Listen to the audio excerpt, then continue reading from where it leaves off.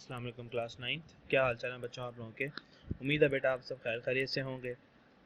आज का बेटा हमारा लेक्चर नंबर 21 है और चैप्टर नंबर 4 पढ़ेंगे बायोलॉजी का। और जो टॉपिक है बेटा हमारा आज का वो है 4.4 वाटर बैलेंस प्रॉब्लम्स।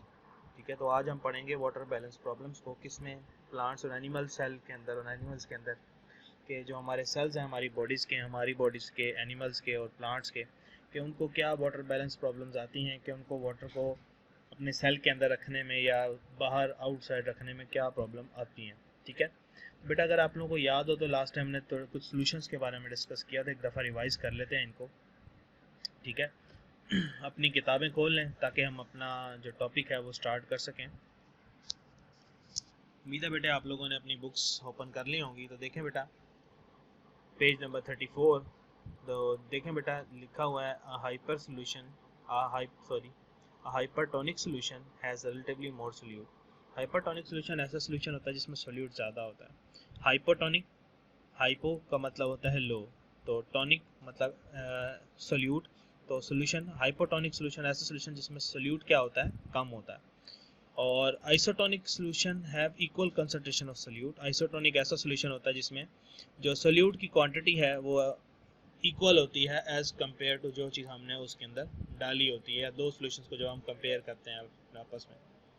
तो स्टार्ट करते हैं बेटा आज का टॉपिक वाटर बैलेंस प्रॉब्लम्स। देखें लिखा हुआ है when an animal cell such as red blood cell is placed in an isotonic solution the cell volume remains constant because the rate at which water and is entering cell is equal to the rate at which water is moving out। ठीक है, तो देखें बेटा ये हमारे पास एक isotonic solution है। Isotonic solution हमने एक ऐसा सोल्यूशन बनाया कि जिसके अंदर सोल्यूट की quantity as compare to inside of the cell equal थी।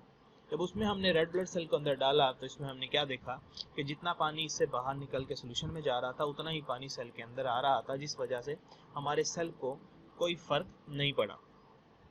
लेकिन ये बेटा अब आपने ये जो चीज़ है ना, ये आपने याद रखनी है एमसीक्यू के लिए, कि जब हम आइसोटोनिक सोल्यूशन में एक सेल को डालेंगे, कौन सा, एनिमल सेल को डालेंगे, तो क्या होगा, सेल पे कोई फर्क नहीं पड़ेगा, हमारा सेल जो है वो वैसे का वैसा रहेगा। लेकिन जब देखें अब नेक्स्ट हमारा पॉइंट है एमसीक्यू के लिए, when cell is placed in hypotonic water enters the cell and swells and may rupture like overfilled balloon.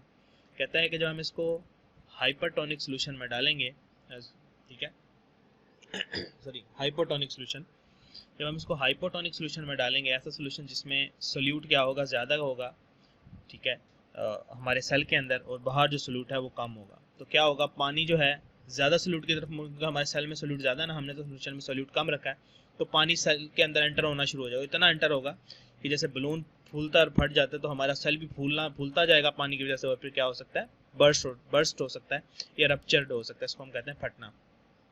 Next देखें, कहता है animal cell is placed in hypertonic solution will lose water and shrink in size. कहता है जब हम इसको hypertonic solution में डालेंगे, ऐसा सोल्यूशन जिसमें सोल्यूट ज़्यादा है एज कम्पेयर टू सेल, तो सेल का सारा पानी बाहर आएगा और सेल क्या हो जाएगा, श्रिंक हो जाएगा, सुकड़ जाएगा। ठीक है, तो ये अब आपने एमसीक्यूज की ये याद रखना है कि हम हाइपरटोनिक में डालेंगे तो क्या होगा, सेल के साथ आइसोटोनिक में डालेंगे तो क्या होगा, और ठीक है, तो ये एमसीक्यूज के लिए आपने याद रखना। कहता है so in hypotonic environment fresh water animal cells must have ways to prevent excessive entry of water, and in hypertonic environment like sea water they must have ways to prevent excess loss of water। कहता है कि इसी वजह से जब hypertonic environment है, जैसे कि फ्रेश वाटर जिसमें पानी बार बार आता है बॉडी के अंदर, तो उसमें एनिमल्स कहता है कि ऐसे उनके खास तरीक़ेकार होंगे उनकी बॉडी के अंदर के जिससे वो एक्सेस वाटर से बच सकते हैं। अगर हम लोग बात करें फ्रेश वाटर फिशेस की, जो कि हमारे फ्रेश वाटर जैसे हम बात कर लें लेक में, रिवर में होती हैं, उनकी बाहर जो है वो सोल्यूट कम होता है, उनकी बॉडी में सोल्यूट ज़्यादा होता है, तो उनकी बॉडी में पानी बार बार एंटर होता है। तो इस वजह से जो हमारी फिशेस हैं वो जो यूरिन है वो डाइल्यूट यूरिन प्रोड्यूस करती हैं, ताकि उनकी बॉडी से जो है ज़्यादा से ज़्यादा यूरिन की फॉर्म में पानी जो है वो बाहर निकले। ठीक है, इसी तरह से जो हमारे हाइपरटोनिक एनवायरनमेंट है जैसे सी वाटर, जहाँ पे जो है बाहर सोल्यूट ज़्यादा है, बॉडी के अंदर सोल्यूट कम है, तो वो जो है वो कंसनट्रेटेड यूरिन प्रोड्यूस करती हैं, ताकि जो है बॉडी से पानी कम से कम बाहर निकले। ठीक है बेटा, अच्छा जी, हम नेक्स्ट चलते हैं। अब हम थोड़ा सा डिस्कस कर लेते हैं प्लांट के हवाले से। ठीक है। तो कहता है water balance problems are somewhat different in plant cell because they are rigid cell wall. कहता है कि जो हमारा वाटर बैलेंस प्रॉब्लम है प्लांट में बहुत ज़्यादा डिफरेंट है, क्यों? क्योंकि इनके अंदर रिजिड सेल वॉल होती है। अच्छा जी, आगे देखते हैं। कहता है most plant cells live in hypotonic environment. कहता है ज़्यादातर जो प्लांट है वो हाइपोटोनिक एनवायरनमेंट में रहते हैं। There is low concentration of solute in extra cellular fluid than in cell. Hypotonic environment जैसे ये है, कहता है कि इसमें क्या है, बाहर सोल्यूट कम है, अंदर सोल्यूट ज़्यादा, जिसकी वजह से पानी जो है इसके अंदर एंटर होगा। कहता है as a result tends to move first inside cell and then inside vacuole. When vacuole increase in size, cytoplasm presses firmly against the interior of the wall which expands a little. Due to strong cell wall, plant cell does not rupture but instead becomes rigid. In this condition, the outward pressure on the cell wall exerted by internal water is known as turgor pressure and the phenomena is known as turgor. कहता है कि hypotonic environment में क्या होता है कि पानी cell के अंदर एंटर होता है। किसमें सबसे पहले वो एंटर होगा? सेल वॉल से साइटोप्लाज्म में। साइटोप्लाज्म से वो एंटर हो जाता है हमारी इस वैक्यूल के अंदर। अब वैक्यूल क्या होता है? फूलना शुरू होता है। जब वैक्यूल फूलता है तो साइटोप्लाज्म को ये आपकी जो सेल वॉल है इसकी तरफ धकेलता है। इसकी वजह से साइटोप्लाज्म एक प्रेशर एक्सर्ट करता है आपकी सेल वॉल पे, और आपका इसको हम कहते हैं टर्गर प्रेशर। ठीक है, इसको हम क्या कहते हैं? Turgor pressure. और हमारा सेल फिर क्या हो जाता है? टर्जिड हो जाता है, या फिर इसको हम टर्गर भी कह सकते हैं। तो ये आपके पास इस पूरे टॉपिक में शॉर्ट क्वेश्चन है। ठीक है, यहाँ से लेकर यहाँ तक कि the outward pressure on cell wall exerted by internal water is known as turgor pressure and the phenomena is known as turgor. देखें, isotonic environment the net uptake of water is not enough to make the cell turgid and it is flaccid loose not firm.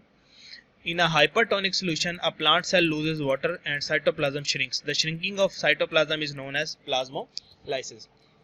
कहता है कि जब हम isotonic में डालते हैं cell को तो ना पानी ज़्यादा बाहर निकलता है। क्यों? क्योंकि उतना ही पानी सेल के अंदर वापस एंटर आता है, तो इससे जो हमारा सेल है वो फ्लैसिड हो जाता है, चपटा हो जाता है। ठीक है, लेकिन जब हम उसको हाइपरटोनिक सोल्यूशन में डालते हैं सेल को, तो वो उसमें से क्या होता है? पानी बाहर चला जाता है, और जो उसका अंदर वाला हिस्सा वो क्या होता है? श्रिंक हो जाता है। यहाँ पूरा सेल श्रिंक क्यों नहीं होता बेटा? क्योंकि एनिमल सेल में तो सेल वॉल नहीं थी, पूरा सेल श्रिंक हो गया था। यहाँ पे तो सेल वॉल मौजूद है, इसलिए खाली जो अंदर का स्ट्रक्चर है साइटोप्लाज्म वो श्रिंक होता है। ठीक है, सेल वॉल वैसी की वैसा इंटैक्ट रहती है, और इस प्रोसेस को हम कहते हैं डी प्लाज्मोलाइसिस या डी। ठीक है, इसको हम कहते हैं प्लाज्मोलाइसिस या फिर प्लाज्मोलाइज्ड सेल। ये क्या होता है? प्लाज्मोलाइसिस या फिर प्लाज्मोलाइज्ड सेल है। अब डी प्लाज्मोलाइसिस क्या होगी? इसका ऑपोजिट। जब पानी सेल के अंदर आएगा, यानी ये क्या है? ये डी प्लाज्मोलाइसिस है।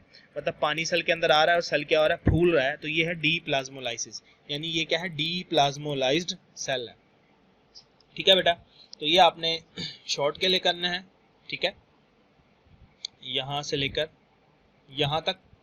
ठीक है, और ये एक एमसीक्यू है, शॉर्ट भी आ सकता है, और यहाँ ये मैंने अभी बताए थे आपको, ये सारा एमसीक्यूज के लिए। ठीक है बेटा, तो ये था हमारा लेक्चर नंबर 21। इंशाल्लाह नेक्स्ट जो है हमारा लेक्चर नंबर 22, उसमें हम स्टडी डिस्कस करेंगे कि ऑस्मोसिस और गार्ड सेल्स का क्या ताल्लुक है। ठीक है, और हम एप्लीकेशन पढ़ेंगे सेल मेम्ब्रेन की, कि सेल मेम्ब्रेन को हम कहाँ कहाँ इस्तेमाल करते हैं। ठीक है बेटे, इसको अच्छे से याद कीजिएगा, अपना ख्याल रखिएगा। अल्लाह हाफिज़।